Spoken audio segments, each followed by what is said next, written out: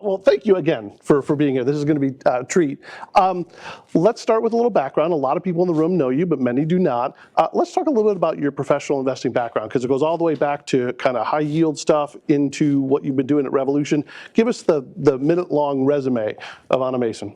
Sure. The minute-long resume in this market feels like what's old is new again. I started in the distressed markets back in 2006. So I grew up professionally on Wall Street. I was a distressed and high-yield bond and bank debt and post-trade private equity trader.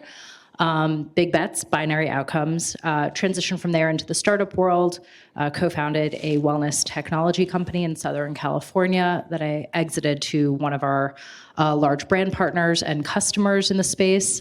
Made my way to DC, which is now my forever home, with two little girls who are my two favorite startups, and they're fifth generation Washingtonians, which is the reason why we're never leaving. They are 7 and 4. So I've been there for about 8 years. And through that transition, I ended up spending the last 6.5 years with Steve Case building out the Rise the Rest platform, which to date has $300 million under management, is invested in 200 companies. And I'm so thrilled to see a former colleague and forever friend, Mahati Sridhar, who's now the most senior female investor on the team there, and excited to see her here back in her roots today. Yeah, and for those of you who don't know, we're going to embarrass Mahati here for a second. Mahati worked on RevTech Labs, was the very first investment analyst ever in our fund, and helped produce the very first Venture 135 in this space. So it's wonderful to see you here. So if you don't know Mahati, please say hello to her at some point in the day. I think you're only here today, right? Because you're not able to be here tomorrow. So thank you for being here today, too. Let's talk about Revolution and Rise of the Rest, right? When it started, the thesis was new, right? Coming out of the Great Recession, this idea that there are great founders across the country. What was compelling about the mission when you looked at joining the team? What was compelling for you personally about that mission? I think this is actually what has drawn so many people to the mission and the investment thesis of Rise the Rest. It's fundamentally an underdog thesis. The core of it is, and it's going to be no surprise to anybody sitting in this room here in Charlotte, but it's fundamentally about finding alpha by seeing opportunity first through the lens of geography. And I've always found it, and this tracks back to my roots as pretty much the only female, I think one of 2 women on the trading desk on the distress side at Lehman as we were going through everything we went through. Is just this underdog mentality. If you're feeling overlooked, underestimated, perhaps undervalued because of those things, Rise the Rest was and continues to be a great partner for entrepreneurs like that. So the fundamental thesis that you can build anywhere, you should not have to leave your home to find opportunity, I think has long been incredibly compelling and incredibly resonant. Yeah, we've seen a lot of trends here in Charlotte, right? The ability in a vertical, fintech and insurtech, to pull people from San Francisco, New York, London, anywhere around the world. Do you think that trend's going to continue and accelerate? What do you see if you were predicting the next 10 years on that trend of geography is agnostic? I think we saw a great acceleration of that trend, and I think I'm sure we'll get into that throughout the conversation, but I think one of the most interesting evolutions I saw over the last 6 years, and as I think about the data that tracks back to the last 10 years since Rise the Rest as a thesis was really born.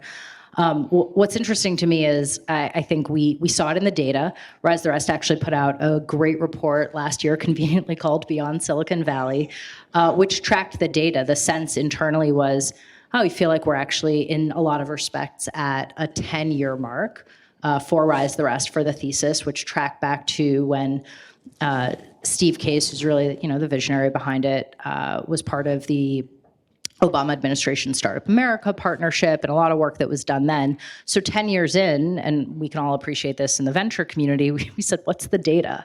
And what we found at Rise the Rest coming out of that was really compelling. For the first time in almost 15 years, the percentage of early stage venture that was going to Bay Area startups fell below 30%. That represented like a 12 to 15% drop. that was incredible to see, that you were starting to see the needle move tangibly. Two other data points that I loved coming out of it, and I think really speak to the question, which is like, what does the next 10 years look like? Right. The first is that there were the second data point is that there were 1,400 new regional venture funds founded in the last 10 years. Like, that's an extraordinary amount of new, differentiated, hyper-local capital that's coming into the markets. And the third is that Bay Area startups and Bay Area VCs and New York VCs invested about $24 billion into startups outside of those two major tech hubs just in 2021 alone. So you see this infusion of capital, this sense, and I absolutely think the pandemic accelerated this, where you just had people much more comfortable looking outside their own backyards. Like, the power of a Zoom screen, you're like, man, people actually are building anywhere. I don't think the rubber band is snapping back on that trend. And a big part of that, I think, is that really important data point on those 1,400 more hyper-local micro VCs that emerged all across the country. The evolution that I've personally seen on that front over the last couple of years is what started out as almost and I say this just as a colloquialism, like a backyard investing effort. You're a Charlotte, you're a Charlotte-based VC and you're investing in Charlotte. Then you start expanding, in part because of AUM, in part because of connections and opportunities. You're investing across North Carolina. Then you're investing, across the Southeast or Mid-Atlantic, depending on which direction you want to go. And a lot of that cross-pollination that you see happening between the VCs, I think you'll continue to see growth and maturation of these regional markets in large part because of that. Well, and to that idea of cross-fertilization, a shout out to the work that is going on at Revolution and Rise of the Rest, because you all put on a conference, or you did when you were there, bringing together VCs from across the country, talking about how Revolution will co-invest with companies. And it's been a game changer for a lot of venture funds like ours. So it's just tremendous work. Yeah, that was actually, those types of events, and I'm sure this one as well, were born out of insights gleaned from the road. So Rise of the Rest started as a bus tour back in 2014. And the bus still has not been to Charlotte. I'm just going to put it out there. You're gonna have to call current management on that. You're gonna wash your hands on that one. I gotcha. But what was really fascinating about that is that as the team would travel to different cities all across the country over the course of 8 years. Over the course of 6 years, there were 8 road trips, nearly 45 cities visited. And what was really interesting was you started to think about cities the way you might think about startups. And so there was a measure of pattern recognition. But what was really neat was a lot of the same conversations were happening in a lot of growing tech hubs and emerging tech hubs all across the country. And so the sense was, if Rise of the Rest just stays in the middle of that, we're the bottleneck. So you need to create a platform and some connective tissue that connects the dots. And so a lot of those networking events were really born out of that. And the premise there is every single person who's in the room deserves to be up on stage. And how can you just put as many people as possible up on stage just to learn from each other? Yeah, that's great. And I know from our own personal experience here in Charlotte, when we started this journey 12 years ago, if someone in Charlotte got funding from a New York or San Francisco VC, the first question is, when are you moving here, right? And now, I don't think I've heard a founder say that question's been asked maybe in the last decade, right? Because especially in Charlotte, folks in fintech and insurtech, the right elements are here, cost of living is here, talent is here. Do you see that trend as permanently dead, a VC saying, I want you to move where I am to keep an eye on you? What's your opinion? On the one hand, I don't think it's permanently dead. I think blanket statements in this industry should never apply. Any absolutes should just be thrown out. Exactly. Yes. But I think in a lot of respects, the reverse is true. And that's really neat to see. There are a number of cities across the country who, in partnership either with their mayor's offices, their economic development authorities, and local VCs or boomeranged or diaspora VCs who have ties back to the community, have started programs, have started HQ2 programs. So obviously when Amazon went through this a couple of years ago, It was every headline. It was, all the hype cycles. But quietly, there are places like Birmingham, like Bentonville, Detroit, who have really interesting models, everything from Detroit Homecoming to Birmingham Bound, where the idea is, hey, let's partner and let's actually import our portfolio companies from other communities. Let's bring back business leaders, community leaders, investors who have ties to the city, which is what Detroit does with its Detroit Homecoming, and show what opportunity is possible here because of the people who stayed or because of the people who moved back. And can you persuade more people to boomerang? Can you persuade other startups that are starting to break out and see that growth curve and that acceleration? Can you have them actually consider these emerging markets for second hubs? I think that's really compelling and exciting. Yeah, it's interesting. Our story in Charlotte has been no different than that. Hugh McCall was the very first investor in our first fund. That's how we got a venture fund started, is we got Hugh McCall to be the first investor. And then a whole bunch of great Charlotte founders, Keith Ludeman, Louis Foreman, just a whole bunch of people, Matt McVie, and locally kind of rallied behind it. Now we're out raising our second fund, and we can now go more national and regional because we have the track record, right? But first funds are hard to raise funds.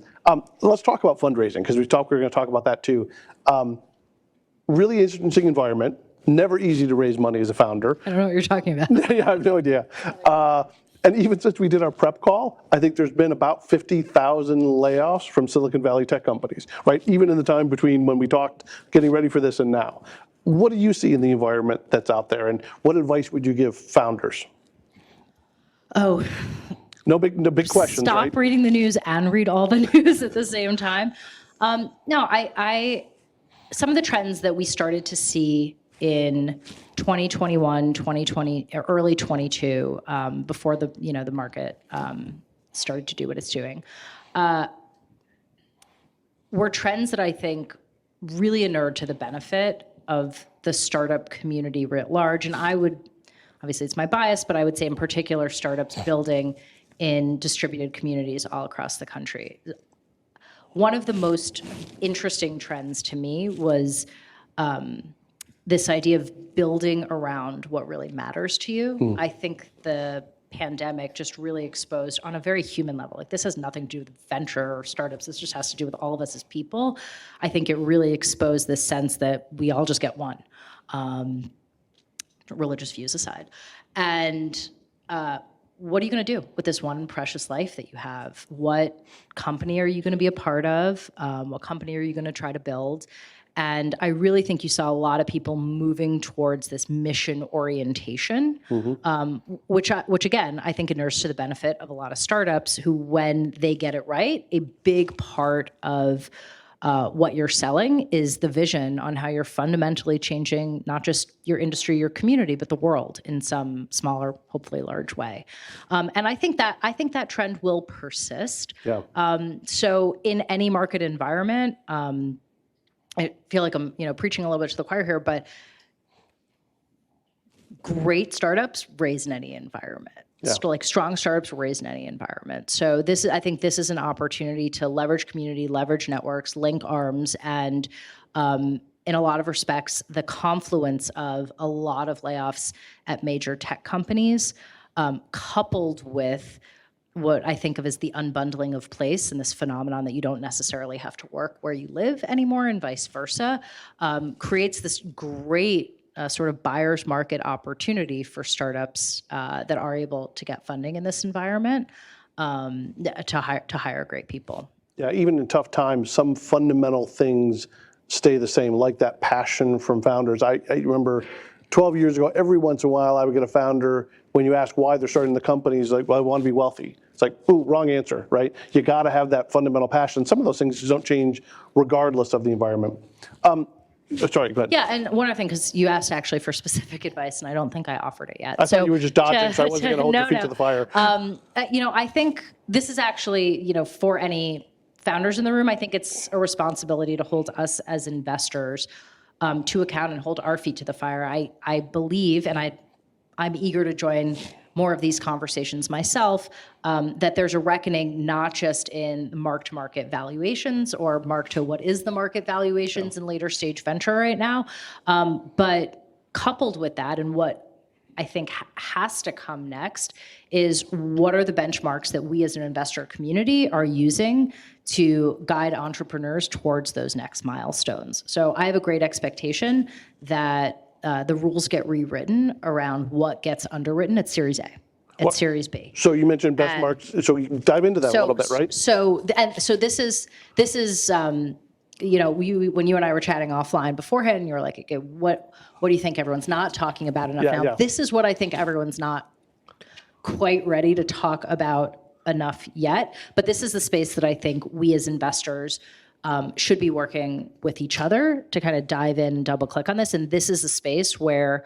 as founders, these are the kinds of questions you want to be asking every investor that you're talking to, because 1 million in ARR for your Series A raise, I think is a benchmark that has long since passed us. And so the question is, it was like moving up and to the right. Is it just moving in a different direction right now? Like, what's happening there? I think those are the kinds of questions that are really important to have. And in general, I think as a founder, when you're fundraising,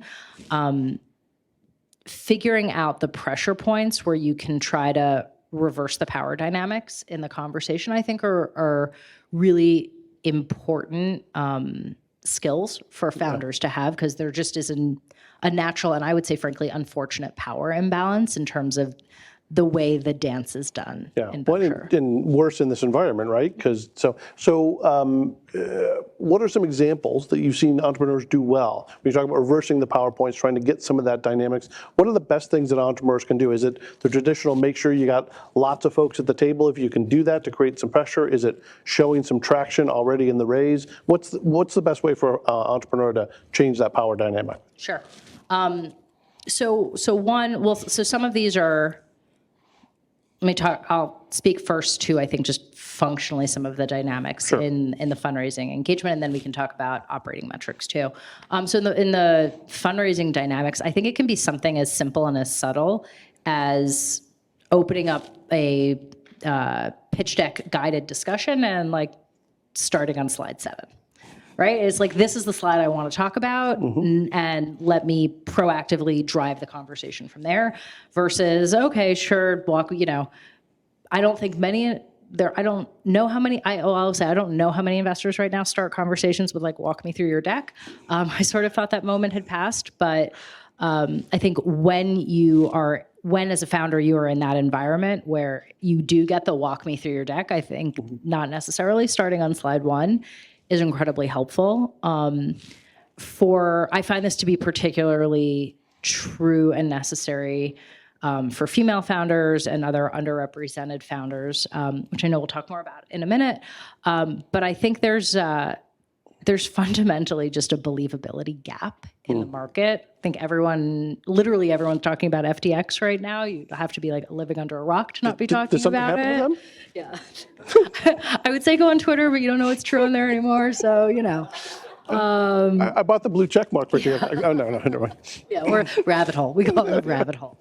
But that being said, I do think that the fundraising environment, when the plus side was that you did see a lot more funding go to a lot more places during the pandemic, because we all got more comfortable investing over Zoom in some form or fashion. I think the downside of that, at least part of what I was seeing in a lot of interactions and a lot of conversations, was that wasn't always as positive for a female founder. And so this is okay, what's your Zoom background?